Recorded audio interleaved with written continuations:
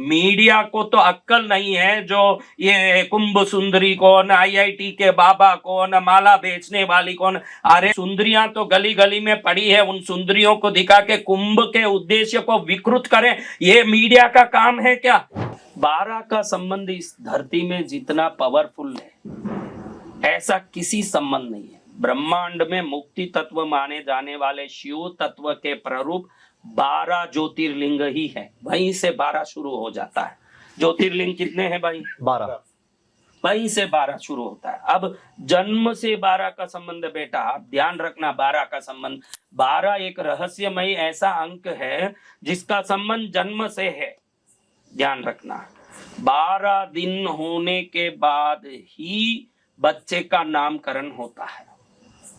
12 दिन होने के बाद ही, मरने के बाद 13वीं होती है। 12 होना चाहिए। और कहते हैं कि कोई आत्मा मर जाती है तो 12 दिन तक अपने उस परिवार को छोड़ के नहीं जाते हुए उस घर की तरफ चारों तरफ चक्कर काटती रहती है। इसलिए 13वें दिन ही उनकी अंतिम विशेष क्रिया होती है, क्योंकि 13वें दिन उस आत्मा के मन से उस घर के प्रति जो अनुराग मोह था वो कम पड़ने लगता है। 12 दिन तक तो वो विलाप कर करके उस घर के अंदर ही घूमता है, चारों तरफ चक्कर मारता है, और 13वें दिन वो छुट्टी लेता है। 12 दिन के बाद नामकरण क्या है? जो बच्चा संसार में आ भी जाता है, 12 दिन तक आप उस बच्चे की चेष्टा देखना, वो गुमसुम पड़ा रहेगा, रोएगा, दूध के लिए शांत रहेगा, लेकिन 13वें दिन से उसमें आपके प्रति प्रेम और माँ बाप के प्रति एक मोह दिखेगा। धीरे से माँ को देखने लगेगा, जो 12 दिन तक नहीं करेगा, क्योंकि 12 दिन तक पूर्व जन्म के संबंधों को भी वो याद करता रहता। 12वें दिन ही वो संबंध खत्म होता है। जन्म में भी 12 दिन है, मरने में भी 12 दिन के बाद ही विधि है। इधर तमिलनाडु में आप जाओगे तो, कभी ऊटी गए हो कोई? ऊटी, तो ऊटी में देखोगे एक फूल खिलता है, विश्व प्रसिद्ध फूल है जिसका नाम है नील कुरिंजी। अधिकतर लोग ये जानते नहीं हैं, ये फूल सिर्फ 12 वर्ष में एक बार ही खिलता है। जब 12 वर्ष में एक बार खिलता है, पूरे ऊटी के पहाड़ी उससे लबालब भर जाती है, और इसको देखने लाखों पर्यटक ऊटी पहुंचते हैं। अभी नेक्स्ट नील कुरिंजी कब खिलेगा, गूगल में देख के बताना बेटा को, काफी समय पहले खिला था। तो ये 12 वर्ष के बाद ही खिलता है। एक फूल खिलने के लिए भी प्रकृति ने 12 वर्ष का कोई नियम रखा है। अब देखो, तुम साधारणतया देखो, ये 12 का अंक छोड़ दो, एक कॉमन माइंड लेके चलो। रात में खिलने वाले जितने फूल है, देखो रात में कोई भी फूल खिलता है तो वो सफेद ही होगा, क्योंकि रात में खिलने वाले फूल चंद्र की ऊर्जा को लेके खिलते हैं। चंपा, चमेली, मोगरा, ये सब सफेद। और दिन में खिलने वाले जितने फूल हैं, दिन में खिलने वाले जितने फूल आप देख रहे हो, दिन में खिलने वाले फूल सूर्य की ऊर्जा लेके खिलते हैं, और सूर्य में विद्यार नाम की सप्त रंगी तरंगे होती है, तो सभी रंग बिरंगी फूल दिन में खिलते हैं, सभी सफेद फूल रात में खिलते हैं। प्रकृति कितनी व्यवस्थित नियम रखी हुई है। हाथी का गर्भ कितने महीने तक रहेगा, कुत्ते का गर्भ कितने महीने तक रहेगा। देखो, राम जी का 11,000 वर्ष तक राज्य पालन बताते हैं जी। उसके पहले जो महापुरुष थे उनका जीवन 40,000 50,000 वर्ष बताते हैं, और अभी हम 100 वर्ष 80 वर्ष में सिमट गए। बीच में बौद्ध का देखो तो 100 वर्ष बताते हैं, उसके थोड़ा पहले देखो पार्श्वनाथ का 250 वर्ष बताते हैं। ऐसे उम्र बताते, ऐसे बताते जाते हैं। पार्श्वनाथ का 100 वर्ष बताते हैं, महावीर का 72 बताते हैं, और किसी का 500 वर्ष बताते हैं। ऋषभ देव का देखो तो कई लाखों वर्ष बताते हैं। अब सवाल ये है, लाखों वर्ष जीने वाले, 11,000 वर्ष तक, 14,000 वर्ष तक राज्य करने वाले राम जैसे मर्यादा पुरुषोत्तम महापुरुष, या आज हम 80 वर्ष 100 वर्ष जीने वाले कोई भी व्यक्ति, सबका गर्भकाल जो 40,000 वर्ष 15,000 वर्ष जिए, या आज हम 80 वर्ष जी रहे हैं, उनका भी गर्भकाल 9 महीना 10 महीना और हमारा भी गर्भकाल 9 महीना 10 महीना। इसके बारे में कभी सोचा? जो 50,000 वर्ष जिया, जो लाखों वर्ष जिए, उनके भी गर्भकाल 9 महीना 10 महीना, और तू 80 वर्ष जिएगा, 100 वर्ष जिएगा, तेरा भी 9 महीना 10 महीना। प्रकृति के नियम का इतना अटल सिद्धांत है, वो कभी बदलता ही नहीं है, ये कभी बदलता ही नहीं है। 12 वर्ष में एक बार ये जो फूल खिलता ऊटी में, उसका कुछ है 2030 में अब आगे खिलेगा ये फूल ऊटी में। गूगल में देखा तो 2030 में, अभी 2025 आ गया, 5 वर्ष में आप 2030 में कृष्णगिरी आओगे तो यहीं से पास में ही तमिलनाडु में क्या है, ऊटी जाके आप पुष्पों का आनंद ले सकते हैं, क्योंकि 12 वर्ष में एक बार ही आएगा वो फूल। अगर 12 वर्ष में एक बार प्रकृति किसी फूल को खिलाती है, न 11 हो सकता न 13 हो सकता है, तो जरूर उसमें कोई नियति का नियम है कि नहीं? वही नियति का नियम 12 वर्ष में एक बार कुंभ में भी काम करता है। मैंने पहले भी बोला कि देवता अमृत लेके भाग रहे थे, न राक्षस पीछे भाग रहे थे, न वो अमृत बराबर गिर गया। क्यों? वो बराबर पानी में ही गिरना, कहीं मट्टी में नहीं गिरना, वो पानी में ही गिरना। राक्षस को एक बूंद भी नहीं देना है। इतनी सुरक्षा से उस अमृत कुंभ को लेके कोई भाग रहा हो तो उसको खुला छोड़ के ऐसे ही भागेगा, जो गली गली में गिरता जाएगा, नदी नदी में गिरता जाएगा। उसका पैकिंग क्या थोड़ा आधा पादा हुआ होगा? कोई अमृत कुंभ का कोई कारण नहीं है। इन 12 वर्षों में, हर 12 वर्षों में जो ग्रहों का सहयोग आता है, जो नक्षत्रों का सहयोग आता है, पृथ्वी के निकट कुछ ग्रह आते हैं, उनकी तरंगे पृथ्वी में ऐसी आती है कि उस जल में ही वो प्रवेश करती है। अभी आगे बताऊंगा कि 5 तत्वों में जल ही ऐसा तत्व है जो शक्ति को आकर्षित कर सकती है। ये बाद में बताऊंगा मैं अभी, लेकिन अभी पहले बताता हूं, हर 12 वर्ष में तुम्हारे शरीर का भी गठन का जो सिस्टम है, आपका बायोमेट्रिक सिस्टम आपका जो है, ये बदलता हर 12 वर्ष में। देखो आपके जीवन में कब कब 12 वर्ष के बाद आप एक सोचने के सामर्थ्य लाते हो। 24 वर्ष के बाद आपकी शादी होती है। 36 वर्ष के बाद आपको अपने परिवार की चिंता होती है। 48 वर्ष में मैं क्या क्या कर लिया, अब क्या क्या करना चाहिए, सोच आती है। 60 वर्ष में आप थोड़ा अपने आप को शिथिल मानने लगते हो। 72 वर्ष में आप अपने कार्यों से मुक्त होने सोचते हो। 84 वर्ष में अंग शिथिल होने लगते हैं। 96 वर्ष तक आप रहे हो तो अंतिमता के निकट हो। तो आप देखो, ये शरीर भी हर 12 वर्ष में अपने आप को घटित करता है, अपने आप को व्यवस्थित करता है। 12 वर्ष में शरीर में निश्चित ही कोई बदलाव आते हैं। हर 12 वर्ष में पृथ्वी में और प्रकृति में भी बदलाव आते हैं। तो ये बदलाव ही कुंभ मेला का अत्यंत प्रभावकारी कारण है। कोई देवता कुंभ कलश लेके भाग रहे हैं, राक्षस उनके पीछे भाग रहे। देवता 1 मिनट में अदृश्य हो जाए, क्यों भागे न कीचे कोई भागे? वो कोई भागना लेगने का कोई कारण नहीं है। ये ग्रह संयोग के कारण जल तत्व में जब ये संगमों में, जब 2 संगम की नदियां जब एक दूसरे में प्रवेश करती है, तो उनका एक दूसरे में टक्कर मारने की विद्युतीय शक्ति, ऊपर से ग्रहों की शक्ति और नक्षत्रों की शक्ति धरती के निकट आने से उस जल में ऐसी शक्ति प्रकट हो जाती है कि वो शक्ति अमृतमय रूप से मनुष्य शरीर में रहने वाले माया, मूर्छा, मोह को तोड़ करके मनुष्य को अपने मनुष्य जन्म की सफलता की ओर ले जाने का कारण बन सकती है। यही 12 वर्ष में कुंभ मेला का सबसे बड़ी विशेषता है। समझ, ये प्रकृति का नियम है। कुछ चीजें अभी 50,000 वर्ष तक जीने वाले व्यक्ति का भी, राम जैसे हजारों वर्ष जीने वाले व्यक्ति का भी गर्भकाल 10-9 महीना ही रहा। तो ये नियति के नियम को दर्शाता है। वही नियति का नियम है कि 12 वर्ष में एक बार ग्रहों की संयोग में जल की शक्ति अत्यंत तीव्र होकर अमृतमय बन जाती है। वो अमृतमय शक्ति ही महाशक्ति है। गुरुदेव, क्या नदियों के जल में उतनी शक्ति होती है कि वो हमारे पाप को, जो मेरे पाप को, जन्मों जन्मों के पाप को नष्ट कर सके, समाप्त कर सके? क्या नदियों के जल में स्नान करने से ऐसा हो सकता है, संभव है? देख बेटा, विचित्र है ये ब्रह्मांड, विचित्र है ये संसार, विचित्र है ये धरती, विचित्र है यहाँ के नियम।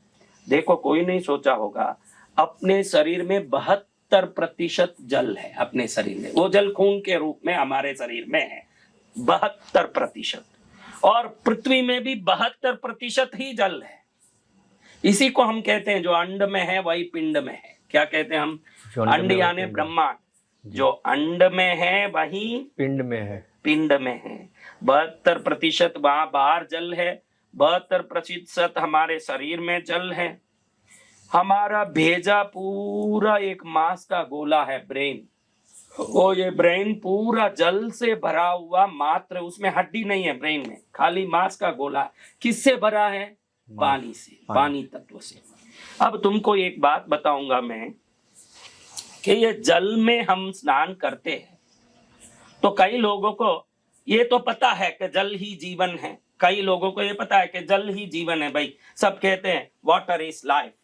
वो क्या सोचते हैं, ये जल पीने से हम जिंदे रहते हैं, ये जल से हमारा मेल सब निकलता है, शुद्ध होते हैं। यानी बाह्य शुद्धि और जीवन वृद्धि, ये दोनों के लिए जल कारण बनता है, इसलिए हम जल ही जीवन है कहते हैं। ऐसा नहीं है, ध्यान रखना। इस पर हमारे पूर्वज बहुत ज्यादा वैज्ञानिक शोध किए हुए हैं, लेकिन हमारे पूर्वजों ने ये ध्यान रखा कि क्या हमने किया ये बताने की जरूरत नहीं, क्योंकि हमारे पूर्वजों के जो फॉलोअर्स थे, अनुयायी थे, श्रद्धास्पद लोग थे, जिनको कोई कारण बताने की जरूरत नहीं थी। उस जमाने में ये करो बोले तो सब करते थे पीछे पड़ के। वो एक जमाना था जब करो यानी करना ही है। हमारे बड़ों ने कह दिया, हमारे बुजुर्गों ने कह दिया, हमारे पूर्वजों ने कह दिया, मुझे करना है। वो श्रद्धा पहले होती थी, जिसको अब अंधश्रद्धा बोल के मजाक उड़ाया जाता। नालायकों, भक्ति में श्रद्धा अंधी ही होती है, संसार में ही आंख चाहिए, भक्ति में काहे लिए आंख?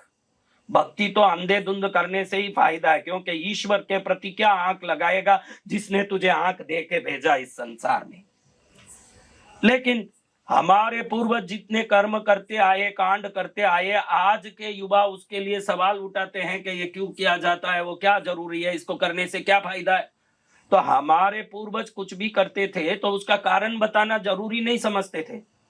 लेकिन आजकल देखो, अंग्रेज, ये पाश्चात्य वैज्ञानिक बहुत सारे शोध करते हैं, और वो शोध करके तरह तरह के आविष्कार करके बताते हैं, इसका ये कारण है, इसका ये कारण है।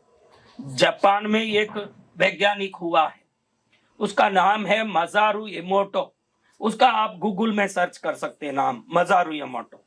अब मजारू इमोटो जल पर शोध करने वाला वैज्ञानिक हुआ, जो उसके परिणाम को दिखाने वाला आधुनिक वैज्ञानिक हुआ। हमारे पूर्वज तो कोई कारण बताना जरूरी नहीं समझते थे, ये करो ये फायदा होगा, इतना ही वो कहते थे। मजारू इमोटो ने एक फोटोग्राफी टेक्निक बनाई जिसका नाम है वाटर क्रिस्टल फोटोग्राफी। यानी उसने एक उपकरण बनाया जिसकी कैमरा बनाई उसने, वाटर क्रिस्टल फोटोग्राफी कैमरा, वो कैमरा भी उसने बनाया। उसके बाद वो क्या करता था, विभिन्न जल स्रोतों से पानी को लाके बर्फ बना के उस बर्फ के अंदर के अनुघटन का शोधन करता था कि ये इसके अंदर क्या तरंगे हैं। उसने सबसे विशेषता ये की उसने कि कुछ समूह को बैठा दिया, जल को कई कलशों में भर दिया, कुछ समूह को दूर और एक कमरे में बैठा दिया, वहां कई जल कलश भर के रख दिए। इस समूह को बोला कि प्रेम, दया, करुणा, अपनापन, प्यार, इसका हर दम चिंतन करो। सकारात्मक वस्तुओं का, सकारात्मक विचार का चिंतन करो। प्रेम प्रेम प्रेम, दया दया दया, करुणा करुणा करुणा, अपनापन, इसका निरंतर तुम लोग चिंतन करो। उन कलशों पर हरदम इनकी चिंतन की तरंगे भेजी गई, इनकी चिंतन की तरंगे, सकारात्मक चिंतन, प्रेम, दया, करुणा, ये सब उसमें भेजा गया। दूसरे कमरे में अपराधियों को बैठाया गया, जो भयंकर खूंखार कैदी है, अपराधी है, मारना, कूटना, पीटना, ईर्ष्या, नफरत, जलन, ये तरंगे उधर निरंतर प्रेषित किए गए उस कलशों में। बाद में इन कलशों के जल को बर्फ के रूप में बना के जब मजारू इमोटो ने उसको देखा, तो मजारू इमोटो ने देखा कि ये पूरा जितना भी बर्फ के अंदर जो अणु परमाणु का गठन आ रहा है, ये जो सकारात्मक तरंगे जो आई, इन सकारात्मक तरंगों का जो अनुघटन आया, ये एकदम सुंदर आभूषण की तरह उसमें एक एलिमेंटल फॉर्मेंटेशन हुआ उसके अंदर, इतना सुंदर जैसे कोई हीरे का नेकलेस हो, एक सुंदर नेकलेस हो, ऐसा उसमें वो तरंगों का, परमाणुओं का गठन आया। जहां जो क्रोधी, ईर्ष्यालु, जलन करने वाला अपराधी व्यक्ति का तरंग उसमें भेजा गया। उस जल में लावा उगलता चित्र जैसे भयंकर चित्र आए, जिसको उसने the hidden messages in water नाम के पुस्तक में लिखा। आप गूगल में जाके, सर्च इंजन में जाके मजारू यमोटो के चित्र ऐसे डालोगे या the hidden messages in water डालोगे तो वो फोटो आएंगे, जो जल के अंदर लव, पीस, कंपैशन, काइंडनेस के फोटो आएंगे। उसमें वो सभी चिन्ह आएंगे, वो फोटो आएंगे, जो फोटो प्रेम प्यार के तरंगों को जल ने खींचा। वो देखो, वो चित्र ये दिखे। अला बेटा थोड़ा ब्राइट करो, ब्राइट कर दो, बड़ा करके दो, थोड़ा इसको ब्राइट करो। ये देखिए, ये कोई हीरा पन्ना नहीं है, ये कोई हीरा पन्ना नहीं है। पानी को बर्फ बना के उसने जो फोटो लिया, उसमें प्यार का जब तरंग भेजा गया तो पानी का अंदर का मॉलिक्यूल इस प्रकार का रूप लेके प्रकट हुआ। ये तो बच्चा बराबर नहीं निकला। इसको the photos of water photography डालो, देखो सब आएगा उसमें। और जो नफरत के तरंगे गई, जो खराब तरंगे गई, वो गलत तरंगे गई, वो सब फोटो में, जैसे वेलकोनो में जो ज्वालामुखी में लावा उगलते पर्वत कैसे गंदे खराब आते वैसे आया। इससे एक रात में मजारू यमोटो ने ये साबित कर दिया कि पानी आपके भावनाओं को, आपकी ऊर्जा को खींचने का 5 तत्वों में सबसे एकमात्र और प्रथम शक्तिमय तत्व है। यही कुंभ मेला का सबसे बड़ा उद्देश्य है, हम पानी में नहाने का, कि हम जल में जो ग्रहों के सहयोग से आने वाला 12 साल में एक बार जो तरंग जो जल में प्रवेश करता है। ये देखो, जब कंपैशन, आप में दया आती है, थैंक यू बोलते हो, जब आप अच्छी भावना रखते हो तो ऐसी तरंगे आती है। आप देखिए कैसे सुंदर, ये कोई गहने नहीं है, पानी के अंदर के मॉलिक्यूल्स ने ये रूप लिए हैं। वही देखो, किसी को आप बोलते हो you fool, I will kill you, I will kill you. मैं ये सब जानता नहीं बेटा, फोनों का काम, इतने समझदार है नहीं, तो छोटा करना, छोटा सही। लाओ ऐसे ही लाओ। देखो, जब मैं तुझे मारूंगा, आप किसी को बोलते हो, तब वो पानी की तरंगें कैसी है देखिए, कितनी अव्यवस्थित और ज्वालामुखी जैसे भड़क रही है। और जब थैंक यू कहते हो तो उसका तरंगें कैसी है देखिए। यानी आपके भावनाओं का असर प्रकृति के हर एक जगह तक पहुंचता है, लेकिन पानी उसको खींच के अपने में संरक्षित करता है, पानी सुरक्षित करता है। गंगा में, नदियों में नहाने का सबसे बड़ा फायदा ये समझ लो आप। बेटा आदित्य बोल, घंटी ना बजाए, हाथ घंटी बजा लो, हाथ की घंटी लेके बजाओ के।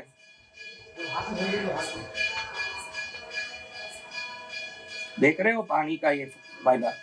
एक रात में पूरे पृथ्वी में विख्यात हो गया ये जल तरंगों की शक्ति का विज्ञान। तब पूरे पृथ्वी को मालूम पड़ा कि हमारे पूर्वज गंगा में, यमुना में नहाने क्यों बोलते थे। अब आपको बताऊं ये कारण।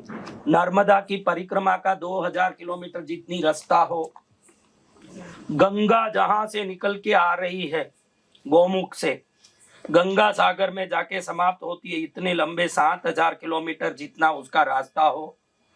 अगर आप देखते हो कि शिप्रा का किनारा हो या कोई भी, लाखों साधु वहां पर निवास करते हैं उस तट पे, युगों से उनके झोपड़े बने हुए हैं, उनके वहां तप भूमियां रही है। आज नर्मदा के रास्ते पर देखो, कोई ना कोई साधु का आश्रम हर नर्मदा किनारे हर जगह है।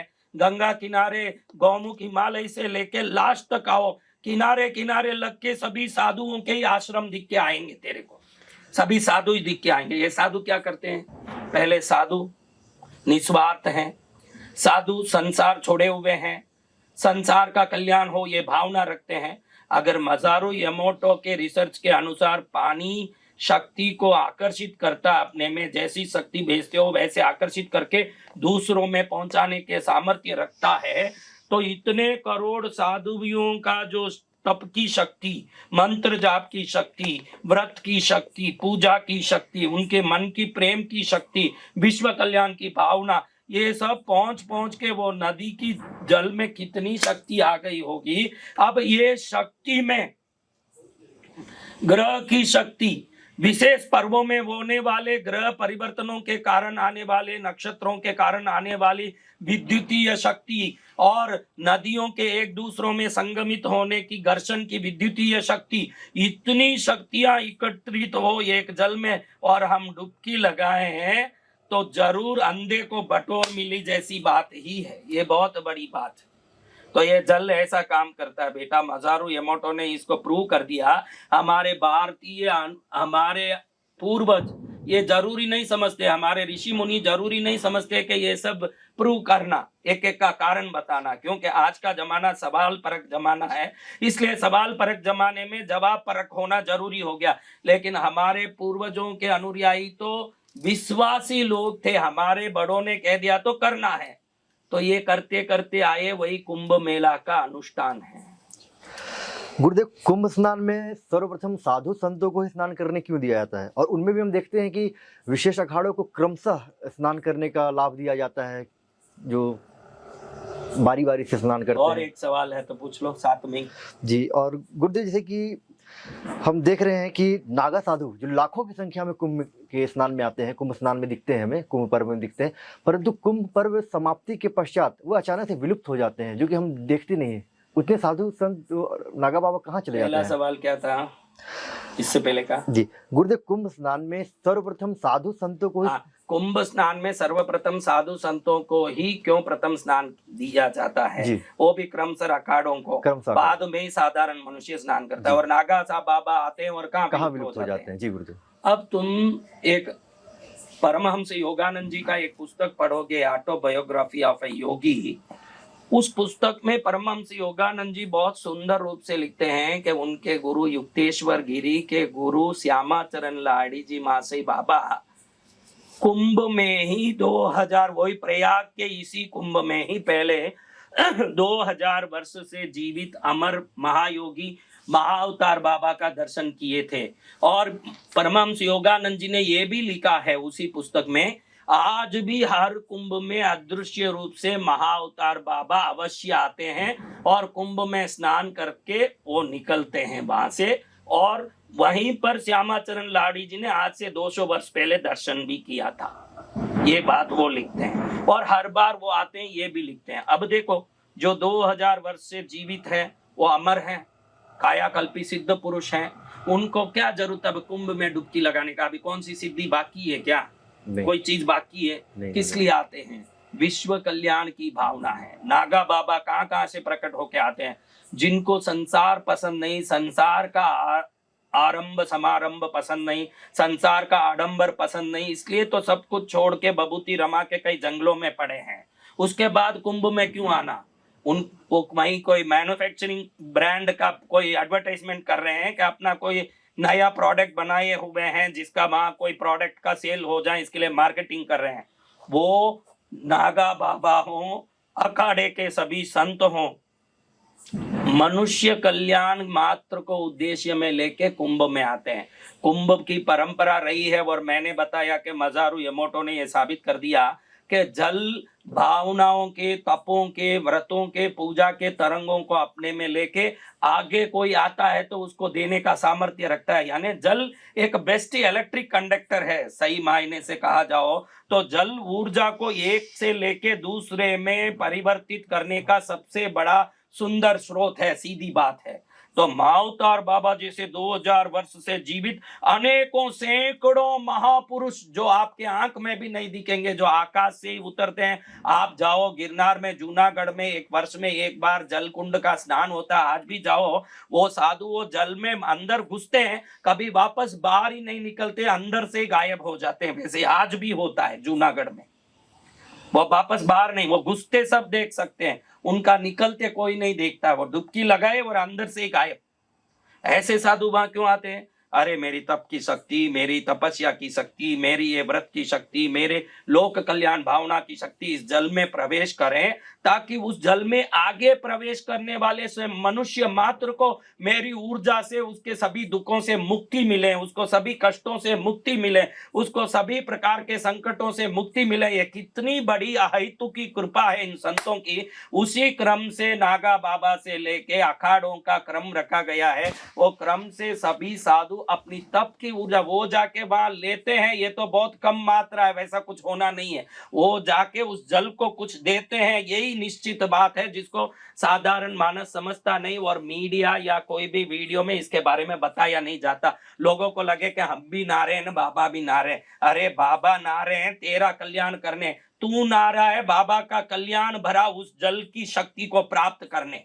दोनों में बहुत फर्क है। और इतना वो जल कहां से ऐसे प्रवाहित होकर के आ रहा है उस संगम पर, कितने हजार किलोमीटरों से वहां से निकल के आता है। वो हजारों किलोमीटर के उस परिवेश में कितने साधु निवास करते हैं, कितने आश्रम हैं, कितने संत हैं। उन सभी संतों का रात दिन के जीवन भर का तपस्या का ऊर्जा भी तो वो जल वहां लेके आ रहा है। लाखों संतों की तपस्या को वो लेकर के वहां पहुंचने वाला संगम जल ग्रहों के सहयोग का दिव्य ऊर्जा, नक्षत्रों के सहयोग, पृथ्वी का सहयोग और यहाँ रहने वाला सभी शक्ति का सहयोग पाके फिर ये नहाने वाले सभी बाबाओं की तप शक्ति को भी अपने में लेता है। फिर हम डुबकी लगाते हैं, बाबा तो जीवन भर तप कर करके रम के वो शक्ति डालते हैं और हम एकदम एक डुबकी लगा के ही वो शक्ति को प्राप्त कर लेते हैं। बोलो अब कुंभ में जाना चाहिए कि नहीं? वो शक्ति के इतने बड़े महाअवतार बाबा 2000 वर्ष से जीवित कायाकल्पी महापुरुष कितने लोक कल्याण की भावना से उसमें डुबकी लगाते होंगे।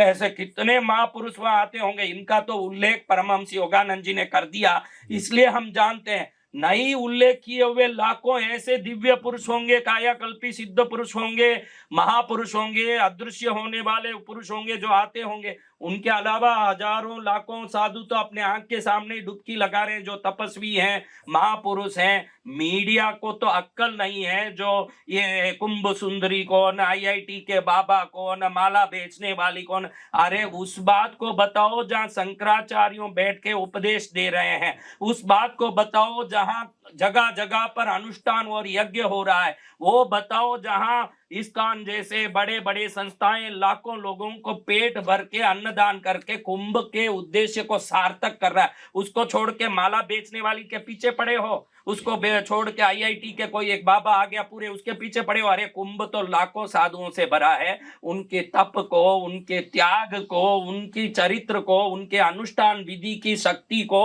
वहां होने वाले वातावरण में गूंजने वाले दिव्य मंत्रों के परम तत्व को दिखाओ तो लोगों का कल्याण हो। कुंभ का उद्देश्य तो लोगों में अध्यात्म ऊर्जा भरना है। सुंदरियां तो गली गली में पड़ी है, उन सुंदरियों को दिखा के कुंभ के उद्देश्य को विकृत करें, ये मीडिया का काम है क्या? मीडिया का काम है कुंभ के पुनीत पावन उद्देश्य को उसी पुनीत पावनता के साथ प्रस्तुत करें।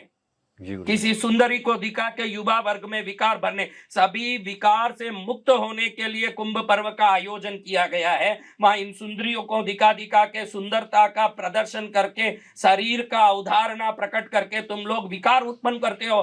विकार नष्ट करना कुंभ का काम है, ये मीडिया को ध्यान रखना चाहिए।